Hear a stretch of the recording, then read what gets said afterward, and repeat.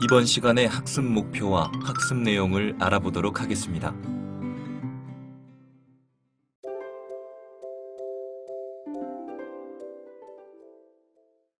이제 우리는 문화 적응 이야기를 이제 좀 옮겨서 이야기를 해야 되겠습니다. 문화 충격의 시기를 잘 거치고 그다음에 이제 적응기로 이제 들어갔죠.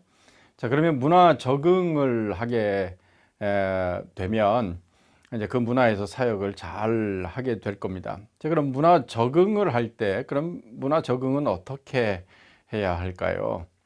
두 가지 접근법이 있습니다. 하나는 완충식 접근법입니다. 또 하나는 본딩 이론식 접근법입니다. 자, 완충식 접근법이 뭘까요? 서서히 그 문화 충격을 완화시키면서 접근하는 겁니다. 그 문화에, 새로운 문화에 접근하는 겁니다. 문화 충격을 완화하면서 접근해서 문화에 적응하는 방식을 완충식 접근법이라고 얘기를 합니다. 자, 그러면 선교지의 선교사가 출발하면서 현지에 미리 가 있는 한국 선교사에게 연락을 취하는 겁니다. 아니면 거기에 있는 그 선교부에 미리 연락을 하는 거죠.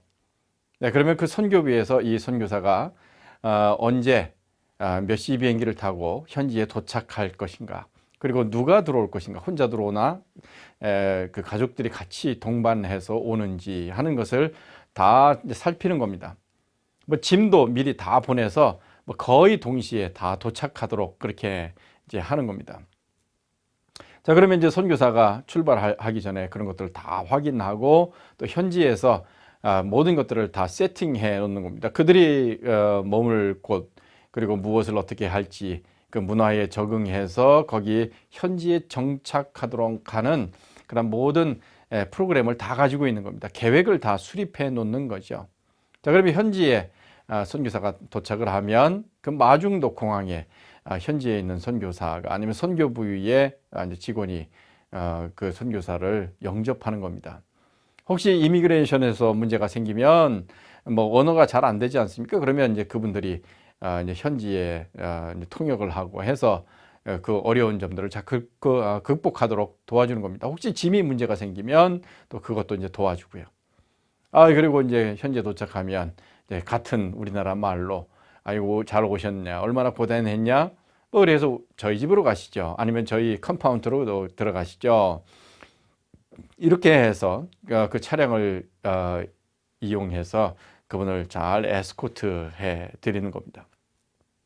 자, 그러면 이 선교사는요, 현지에서 별 불편함 없이 그 현지에 도착했고, 자, 그 다음에 첫날도 뭐 어떤 불편한 일 없이 그 현지에 있는 동료 선교사 아니면 그 컴파운드에 있는 그 선교부에 있는 선교 스태프들로부터 이제 도움을 받게 되는 겁니다.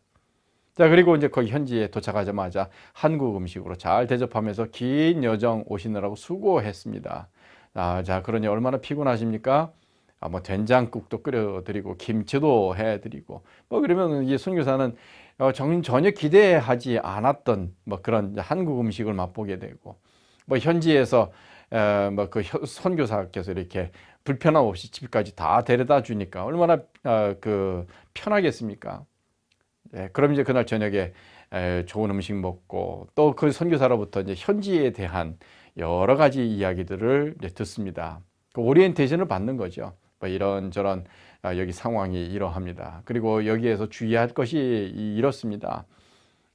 그리고 집을 구할 때는 이렇게 하시는 거고, 그리고 차를 살 경우에는 이렇게 하시는 겁니다. 제가 다 도와드리겠습니다. 걱정하지 마십시오. 그리고 이제 자녀들이 있으신데 자녀들 학교는 이렇게 결정해야 하고 또 자녀들을 학교를 보내실 때는 이런 걸 준비하셔야 하고 이렇게 학교를 보내셔서 올 때에 어린아이들을 어떻게 관리해야 합니다. 뭐 그러면 별 문제 없이 잘 정착하실 수 있습니다. 이렇게 하는 것이 바로 완충식 접근법입니다. 자, 그러면 차를 사러 갔죠. 뭐 차가 굉장히 기동력이 있어야 선교사가 이런 거 저런 거 일 처리를 하니까 뭐 이제 차량을 먼저 이제 구한다고 해 보면 같이 그 선교 사역자가 같이 가는 겁니다. 뭐 그래서 현지에 만약에 혼자 간다고 하면 그 차를 사러 혼자 간다고 그러면 자칫 잘못하면 바가지를 쓸 수도 있겠죠. 예. 그러면 수많은 손실을 볼 수도 있습니다. 자, 그런데 그런 것들을 방지하기 위해서 현지에 간 이미 경험을 하고 지식도 많은 현지 경험도 있고 문화적으로 완전히 적응한 그 선교 사역자가 언어도 아주 뭐 유창하게 잘하는 그 선교 사역자가 선교사에 차 사는 것을 다 도와주게 됩니다. 뭐 외국인이라고 높은 가격을 부르게 되면 그 시세를 다 알기 때문에 그것을 뭐 몇십 프로, 아니면 반값에 이렇게 또 살 수 있도록 하죠. 자, 차를 덜렁 산다고 그게 되나요? 뭐 등록도 해야 하는데 언어도 모르는데 어떻게 합니까? 네.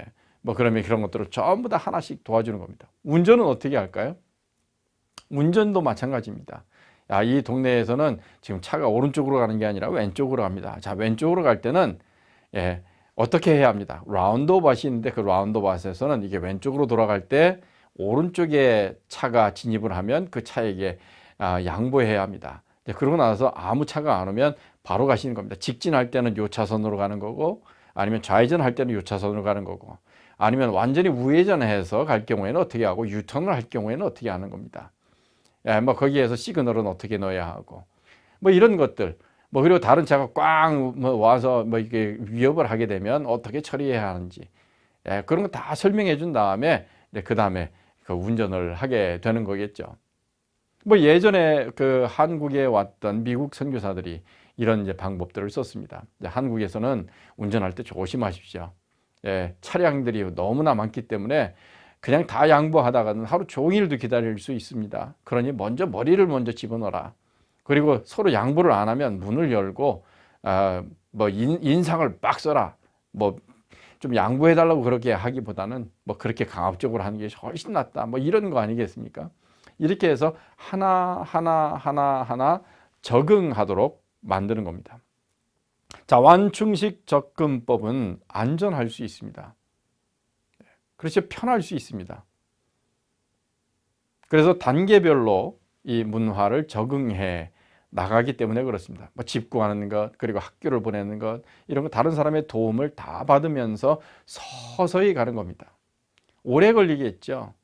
자, 근데 단점이 있을 수 있습니다. 첫 번째 딱 도착해서 뭐 이런 문화적인 어려움을 경험하게 되면 그것을 극복하기 위한 노력을 할 터인데, 이렇게 다른 사람이 다 해주면서 조금씩 하기 때문에 오래 걸릴 뿐만 아니라 이 습득하는 정도가 상당히 낮을 수도 있습니다. 또 성취도가 낮을 수도 있다는 얘기죠.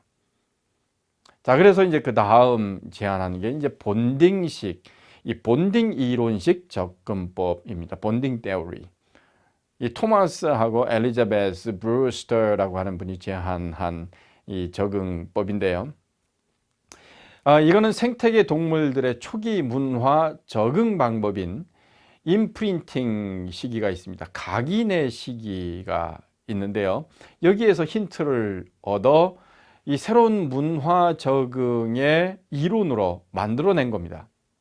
이건 어떤 거냐면 한 생명체가 태어나면 그 생명체가 새로운 대상자들과 애착 관계를 형성하는 겁니다. 아니면 그 문화에 새로운 그 환경에 적응하는 것인데, 이 적응할 때에 나타나는 이 본능적인 어떤 그 속에 있는 이 본능이 이제 작동을 하는데, 그래서 이 새로운 것들을 그냥 굉장히 강하게 습득하게 한다고 하는 거죠. 이게 바로 이제 각인이라고 하는 겁니다. 자, 그래서 이런 새로운 문화에 들어갔을 때에 이런 각인의 시기를 잘 활용하면 이 새로운 문화 적응도가 높아진다 하는 거죠. 자, 그럼 이 각인의 시기가 과연 어떤 것일까요? 여러분, 미운 오리 새끼라고 하는 거 아시나요? 미운 오리 새끼? 네. 이 한스 크리스탄 안델센의 이 동화에 이제 들어 있는 이 미운 오리 새끼 이제 스토리인데요. 이 1843년 안데르센 이 동화집에 새로운 이야기들 1권에 들어 있는 겁니다. 뭐 그래서 이게 이제 출간되는데 스토리는 그런 겁니다. 이 오리가 있는데요. 이 오리가 알을 낳아 이 오리 알들을 이렇게 부화하려고 품고 있었는데 거기에 주인이 커다란 알 하나를 쑥 집어넣습니다. 근데 그게 바로 이제 백조 알이었죠. 근데 이 백조 알을 뭐 자기 알인 줄 알고 잘 품었습니다. 뭐 그래서 이제 부화가 다 됐겠죠. 뭐 그래서 이제 오리 새끼 이 무리 안에 이 백조가 이제 같이 이 부화를 하게 된 겁니다. 그래서 오리 새끼와 함께 이 백조가 같이 어울리면서 그 오리를 엄마로 따라다니고 있는 거죠. 그리고 다른 이 오리들을 자기 형제로 알게 되는 겁니다. 그런데 오리들은요, 가만히 보니까 어떤 녀석 하나가 이 덩치도 크고 모양새도 조금 자기들과 다른데 꺽꺽거리면서 뭐 따라다닌단 말이죠. 그래서 이 집단 따돌림을 하기도 하고요. 이 엄마가 잠깐 안 볼 때 괴롭히기도 하고 뭐 이런 일들을 막 하게 됩니다. 자, 그러다가 이제 나중에 이제 성장해서 이 백조가 이 호수에 떠 있는 모습을 보며 그 오리들이 화들짝 놀랬다. 뭐 이제 이런 거 아니겠습니까? 자, 그러면 거기에 있는 이 백조가 어떻게 해서 그 오리를 자기 엄마로 여기며 살아갔는가? 그렇게 성장했는가? 그리고 엄마로 따라다녔는가? 아니면 자기 오리들을 자기 형제라고 이렇게 생각하고 어울리면서 살려고 그렇게 했는가? 자, 그것은 바로 이 각인의 시기 때문에 이 백조가 처음 만나는 대상자에게 이 각인의 시기에 애착 관계를 형성했기 때문이다. 이제 하는 거죠. 자, 그래서 이 생명체에게 나타나는 이 본능적인 것입니다. 이 각인이라고 하는 것. 자, 그래서 이것을 활용을 잘 하면 그 선교사의 문화 적응도가 높아진다 하는 겁니다. 혹시 그 타일랜드, 태국에 가셨을 때 타이거주를 가보신 분들은 아주 흥미있는 광경을 볼 수 있습니다. 이 돼지 어미의 젖을 이 돼지들과 함께 거기에 있는 호랑이가 물고 같이 자라고 있는 모습을 볼 수 있습니다. 그러면 이 호랑이들은요, 돼지가 자기 형제인 줄 아는 거죠. 돼지들은요, 호랑이를 보면서 자기들이 호랑이인 줄 알 수 있겠죠. 그런데 이 돼지 어미는요, 호랑이든 돼지든 자기 새끼라고 생각을 하고 그냥 수유를 하고 있는 모습을 볼 수 있습니다. 뭐 그러면서 이제 호랑이들과 돼지가 함께 놀고 서로 뭐 이렇게 뒹굴고 잘 사이좋게 지내는 그런 모습들을 이제 보게 되는데, 이 호랑이가 어떻게 해서 이 돼지를 자기 어미로 생각하고 이렇게 젖을 먹을까요? 호랑이가 아닌데도 불구하고 아주 태어나자마자 어렸을 때 바로 돼지 우리 속에 집어넣고 거기에서 먹도록, 엄마는 그 타이거주에서 이제 쇼를 해야 하고 뭐 이 수련을 받아야 하기 때문에 뭐 그래서 이 새끼를 돌볼 수가 없죠. 그런 상황에 이제 착안한 겁니다. 자, 이런 시기에 나타나는 그 본능을 뭐라고 한다고요? 바로 각인이라고 합니다. 임프린팅. 자, 그러면 이 임프린팅 시기를 잘 활용하면 되겠다. 뭐 예전에 이런 것도 있었습니다. 어떤 펭귄이 사육사를 졸졸졸 쫓아다니는 겁니다.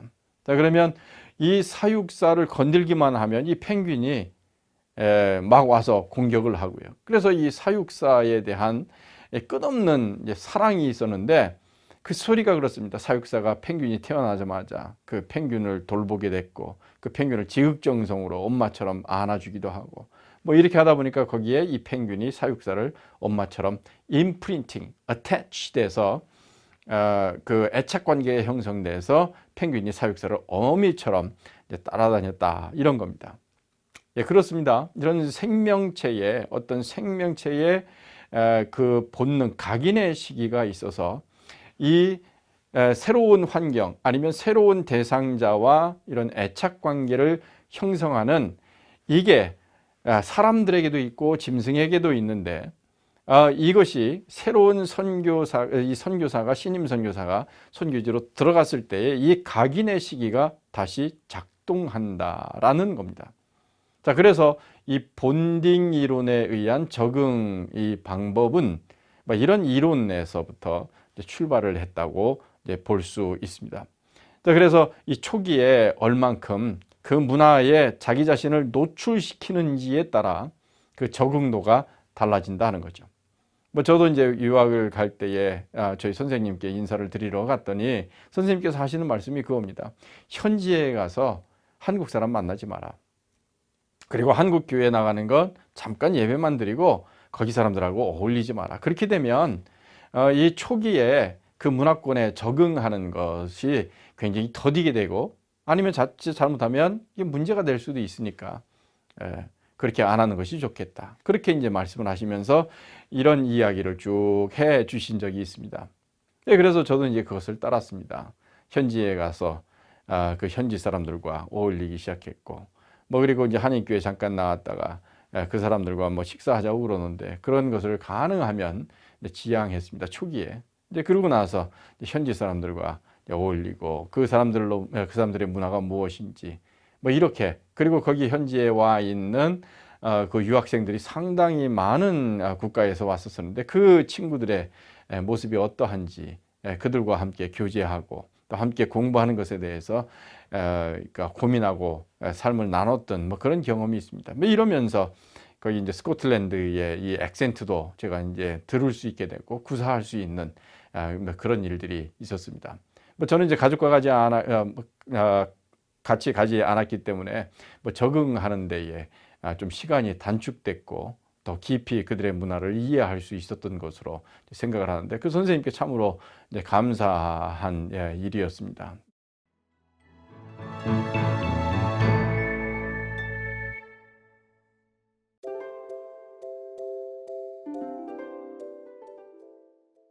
이와 함께 우리가 좀 알아야 할 것이 있는데요. 그거는 우리가 이 문화를 극복하고 문화에 잘 적응하고 또 그 문화를 잘 활용해서 그리스도의 복음 사역을 잘 감당하기 위해서 한 가지 우리가 극복해야 할 것이 있습니다. 이거는 반드시 극복해야 합니다. 그게 어떤 거냐면 자문화 우월주의를 극복하는 겁니다. 복음 사역자가 이 자문화 우월주의에 빠지게 되면 문화 충격의 시기가 지속된다고 볼 수 있어요. 그리고 사역자로서의 참다운 태도와 자세가 나오질 않습니다. 그래서 타문화권에 들어가서 이 사역을 할 때에 섬김의 자세, 그들을 위한 희생, 성육신 이렇게 많은 원리들을 제안을 하는데 그 원리들을 제안하는데 그 원리들을 실현 가능하게 하는 그 첫 단추가 있습니다. 그거는 자문화 우월주의를 극복하는 겁니다. Ethnocentralism, 이 자문화 우월주의를 극복하는 것으로부터 출발해야 그 다음에 그들을 섬길 수 있습니다. 자, 그럼 자문화 우월주의라고 하는 것은 무엇일까요? 그것은 자기 문화의 기준으로 다른 문화를 판단하는 심리적 반응을 자문화 우월주의라고 합니다. 다른 문화를 판단할 때 그 기준이 뭘까요? 자기 문화를 기준으로 하는 겁니다. 문화 충격 시기에 자꾸 비교한다고 그랬죠. 그리고 판단한다고 그랬죠. 자, 그리고 그렇게 판단할 때의 기준이 뭐냐면 내 문화입니다. 내 문화의 기준으로 그 나라 문화를 판단하면 그 문화는 다른 게 아니라 틀린 것으로 판단하게 되어 있습니다. 자, 이때 이렇게 됩니다. 자기 문화는 지극히 정상적이고요. 그리고 우월한 것이 됩니다. 그리고 다른 문화는요, 이에 비춰서 무언가 잘못되어 있고 뒤떨어져 있는 것처럼 느끼게 됩니다. 자, 예를 들면 이런 겁니다. 야, 그 사람들이 왜 못 살을까요? 못 사는 이유가 있겠죠. 그거는 그 사람들이 거짓말을 많이 하고 아니면 위생관념이 약하고 윤리 도덕의식이 약해서 그렇다. 자, 그럼 위생 도덕 윤리의식이 약하게 되면 그들은 바로 기독교적이 아니어서 그렇다. 기독교를 안 믿어서 그렇다는 거죠. 자, 그러면 기독교적이지 않기 때문에, 이 사람들이 예수님을 믿지 않았기 때문에 그들의 문화는 저급하다. 자, 그러면 기독교 문화는 옳고, 그리고 비기독적인 문화는 그러다. 이렇게 이제 보게 되는 거죠. 자, 그러면 어떤 일이 벌어질까요? 문화라고 하는 것을 그냥 놔두는 것이 아니라 기독교적으로 바꿔버리는 겁니다. 자, 그러면 기독교적이라고 하는 것이 무엇일까요? 서구적인 문화의 옷을 입고 있는 경우가 있습니다. 그러면 서구의 문화를 그대로 이식하는 겁니다. 자, 그러면 선교사가 자기 문화는 옳고 정상적인데 그쪽 문화는 비정상적이고 아니면 저급하다고 생각할 경우에는 내 문화처럼 만들어버리는 그런 행동을 하게 되어 있습니다. 그러면 그 사람들의 문화가 저급하고 열등하다고 판단하는 것은 그 사람들이 저급하고 열등하다고 판단하게 되는 거죠. 사람이 곧 그런가요? 그렇지 않죠.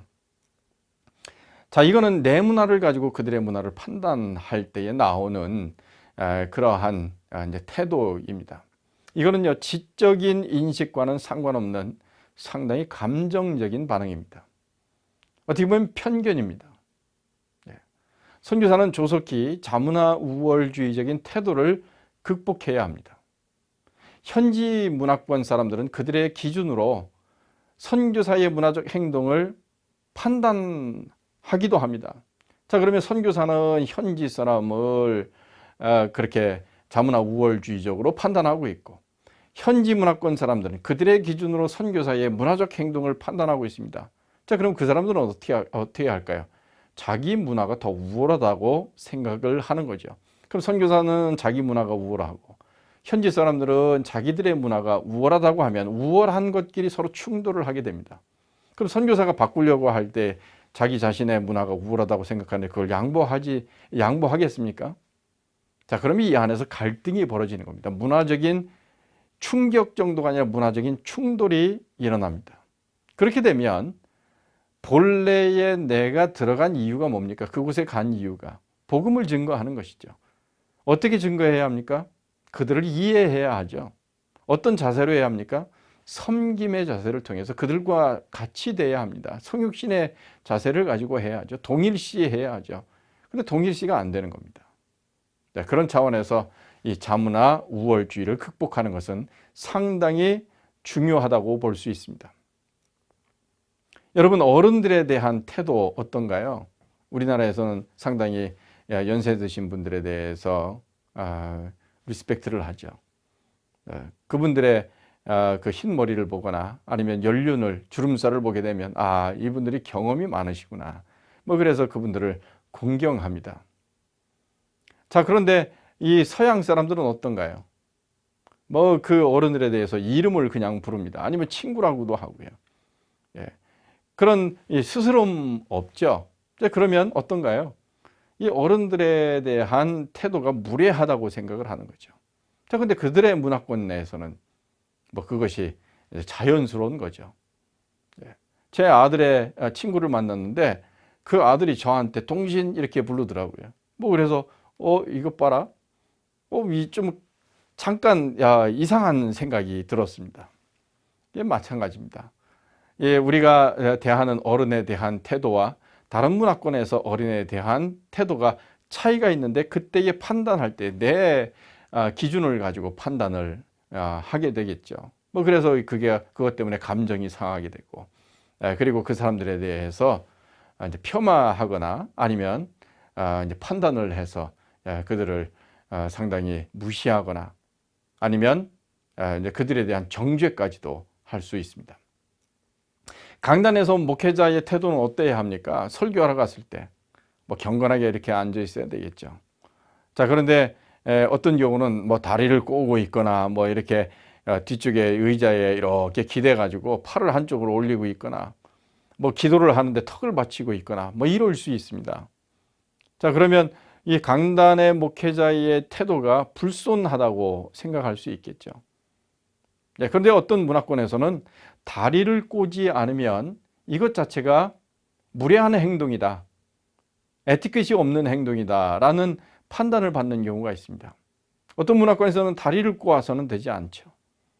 그런 이제 지침들이 다르기 때문에 이런 이 강단에서의 어떤 목회자의 이 지도자의 행동을 가지고 그렇게 판단을 하게 되는데, 이것도 이제 자기 자신의 문화적인 기준을 가지고 판단하는 겁니다. 식사 도구에 대한 편견은 어떨까요? 어떤 것이 더 위생적이고 낫다고 생각을 하십니까? 포크 나이프를 쓰는 것 어때요? 뭐 이게 상당히 멋있고 그렇게 선진화된 뭐 그런 먹는 방식입니까? 상당히 품위가 있고 그런가요?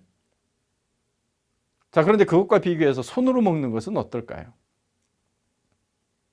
두 개를 단순히 비교하면 아마 포크 나이프로 먹는 것이 더 우아하고 더 문화화된 것이라고 이야기할 수 있습니다. 손으로 먹는 건요, 이건 좀 더 불결하고 미개하다, 뭐 이렇게 판단할 수 있습니다. 자, 그런데 인도 사람들은 어떨까요? 포크 나이프로 먹는 것을 더 불결하게 생각합니다. 위생적으로 낫지 않다고 생각을 합니다. 왜 그럴까요? 이 포크 나이프는 씻었지만 다른 여러 사람들이 사용하는 이 식사 도구라고 생각을 하는 겁니다. 그럼 여러 사람들의 입속에 들어갔다 나왔다 한 이것은 뭐 여러 가지 불결하다고 보는 겁니다. 공용으로 쓰는 것이기 때문에. 그런데 내 손은요, 이것은 나만 먹기 때문에 내가 이것을 먹기 위해서 꼭 내 손만 쓰기 때문에 이 손으로 먹는 것이 훨씬 더 위생적이라고 생각을 합니다. 자, 이렇게 단순하게 포크와 나이프 아니면 손으로 먹는 이것은 각자의 자기 위치에서 자기가 우월하다고, 자기의 문화가 훨씬 더 위생적이라고 생각하는 뭐 이런 이제 결론에 도달하게 되는데, 이거는 자문화 우월주의에 기반하고 있습니다. 이것을 반드시 극복할 필요가 있습니다. 서로 간에 이것을 다름으로 인정하고 그것을 그대로 존중해 줄 필요가 있다고 하는 그런 말씀입니다. 약속 지키기는 어떨까요? 이것도 상당히 문제가 되는 그러한 문화 요소 가운데의 하나입니다. 우리나라에서는 약속은 어떻게 해야 하죠? 잘 지켜야 합니다. 어느 정도까지 아량을 베풀 수 있습니까? 뭐 코리안 타임 그러면 5분 뭐 그렇게 한 30분까지 늦는 것도 여러분들 양해해 줄 수 있나요? 서양 사람들은 어떨까요? 아주 정확하게 지킵니다. 왜요? 이 약속 시간을 지키지 않으면 그 사람은 무례한 사람이다 라고 판단받기 때문에 그렇습니다. 그래서 한 5분 일찍 옵니다. 아니면 10분 전에 와서 자기 옷 매무씨를 만지고 그 다음에 자기가 미팅에서 해야 할 일이 뭔지 이런 것들을 다 살핍니다. 그리고 정확한 시간이 딱 되면 그때 노크를 딱 해서 그 집에 이제 들어가게 되죠. 그 사무실에 들어간다든지요. 근데 선교지의 많은 국가는요, 이 약속 시간을 잘 지키질 않습니다. 높은 사람일수록 늦게 옵니다. 왜 그런가요? 그 문화를 가만히 살펴보면 일찍 오는 사람들은 낮은 계층의 사람이라고 생각합니다. 아니면 노예라고 생각을 하고요, 종이라고 생각을 하는 거죠. 그리고 주인들은요, 늦게 오는 겁니다. 그리고 5시부터 6시까지 1시간 동안 미팅하기로 했는데 이 미팅이 계속 길어져도 양해를 구하지 않는 경우가 있습니다. 왜 그럴까요? 이 사람들은 우리처럼 시간, 양적인 시간에 대해서 그렇게 중요하게 여기질 않습니다. 질적인 시간을 이야기를 합니다.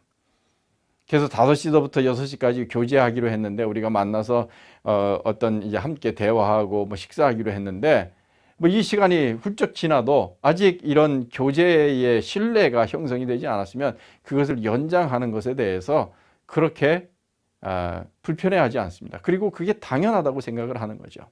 자, 이건 시간관념이 다르기 때문에 그렇습니다. 그럼 그런 시간관념이 다른 것에 대해서 어떻게 할까요? 서로 양해하고 그 문화를 인정할 필요가 있습니다.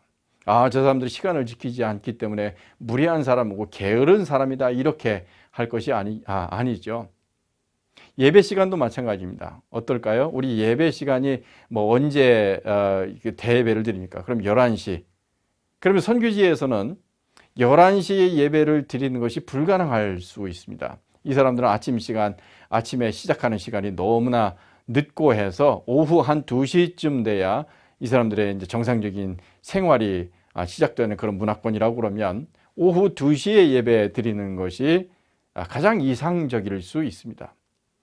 어떤 곳에서는 아침에 시작이 한 4시쯤 시작된다고 생각해 보십시오. 하루의 일과가.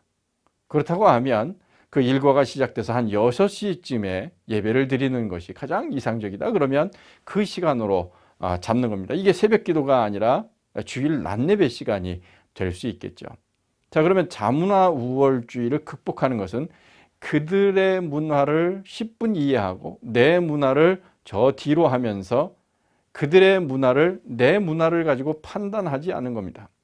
자문화 우월주의에 의해서 이런 것들을 하게 되면 내 문화를 그들의 문화로 이식하는 문화 식민주의의 결과를 낳게 할 수 있습니다. 의상도 마찬가지겠죠.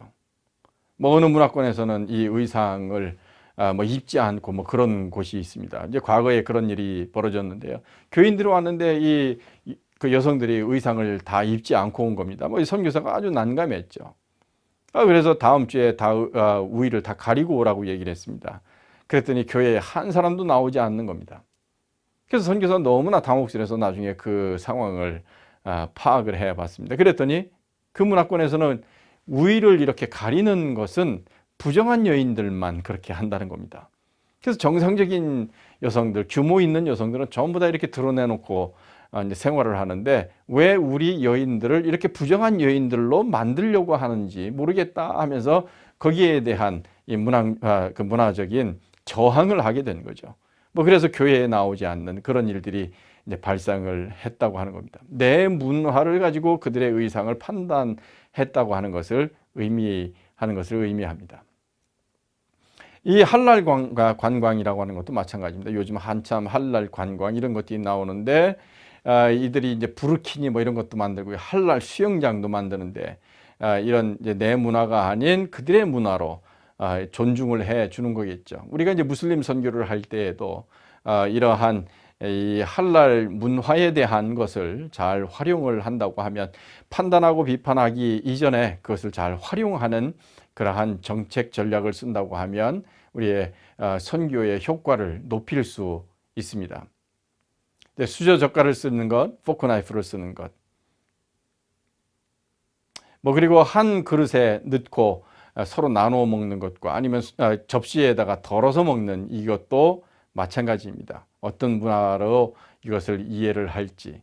뭐 손으로 먹을 수 있고요. 잎사귀에다 먹을 수도 있죠. 그게 더 깨끗한지 아니면 품이 있는지 아니면 접시에다 먹는 것이 더 품이 있는지 이렇게 단순 비교할 수 없다는 겁니다. 내 문화를 가지고 판단을 해서는 되지 않는다 하는 겁니다. 내가 거기에 있는 문화를 내 문화를 가지고 판단을 하면 그들은 그들의 기준을 가지고 나를 판단을 한다는 겁니다. 예를 들면 미니스커트를 입고 가는 서양 여인을 보면서 아랍 여성들은 어떻게 판단을 하겠습니까? 어떻게 저 사람은 신체를 다 드러냈는가? 정말 이 부정한 여인이구나. 저 사람은 돌에 맞을 사람이구나. 자, 그러면 서양 여인은 야, 어떻게 이렇게 더운 날 온몸을 저렇게 부르카로 다 가리고 사는가? 참 저 사람들은 너무나 고리타분한 사람이구나. 문화적으로 뒤떨어졌구나. 이렇게 판단할 수 없다는 거죠. 수영장에 가서 어떤 여인은 비키니를 입고 그냥 선글라스를 꼈는데요. 한쪽에서는 이 부르카를 입고 있는 여인이 있다고 그러면 저 사람은 눈만 빼꼼 내놨구나. 저 사람은 눈만 가렸구나. 뭐 이렇게 서로 이제 지적을 할 수 있겠죠. 뭐 버스를 탈 때 줄을 서는 것이 교양이 있는 겁니까? 아니면 효과적인 겁니까? 아니면 차가 도착하자마자 여럿이 막 달려들어서 먼저 타는 것이 더 교양이 있는 겁니까? 문화권마다 다를 수 있습니다. 줄을 세우는 것을 그렇게 할 수 없다는 의미입니다. 자, 이처럼 이 선교라고 하는 것은 그냥 되는 것이 아니라 문화 안에서 이루어지고 있는 겁니다. 그 문화를 어떻게 활용하는가 굉장히 중요합니다. 그리고 그 문화에 이 선교 사역자가 어떻게 적응하는가 하는 것은 그의 사역을 판가름짓는 굉장히 중요한 첫 단추가 될 수 있습니다. 거기에 들어가서 자기 혼자 스스로 처음 아무것도 없는 지역에 들어가서 하는 이 본딩 이론 접근법을 쓸 수도 있고요. 아니면 거기 현지에 있는 사역자의 도움을 받아서 완충식의 접근법을 통하여서 이제 적응을 해 나아갈 수 있습니다. 이제 권장 우리 선교 단체나 우리 한국의 선교사들이 쓰고 있는 이제 방법은 이 본딩 이론에 의한 접근법을 잘 구가해서 이 각인의 시기를 활용한 선교 현장 적응을 지향하고 있습니다. 이게 굉장히 효과를 이제 보고 있죠. 이제 그럴 때에 이제 선교사들이 꼭 극복해야 할 것이 있습니다. 우리 한국의 선교사들이 이 부분을 반드시 유념해야 할 부분인데 그게 바로 자문화 우월주의입니다. 내 문화는 우월하고 내 문화는 정상적이고 내 문화는 훨씬 좋은 문화이고 기독교 문화인데 현지에 있는 문화는 저급할 뿐만 아니라 비기독교 문화이면서 비정상적인 문화로 판단하는 겁니다. 이런 그 문화를 단순히 그렇게 판단하지 말고 그 문화의 고유성을 인정해 주면서 가치를 인정한다고 하면 그것은 상당히 의미 있고 그리고 그들을 존중하면서 진정한 섬김과 겸손 그리고 성육신의 선교 사역을 실현할 수 있도록 만드는 아주 중요한 첫걸음이 될 수 있을 것입니다.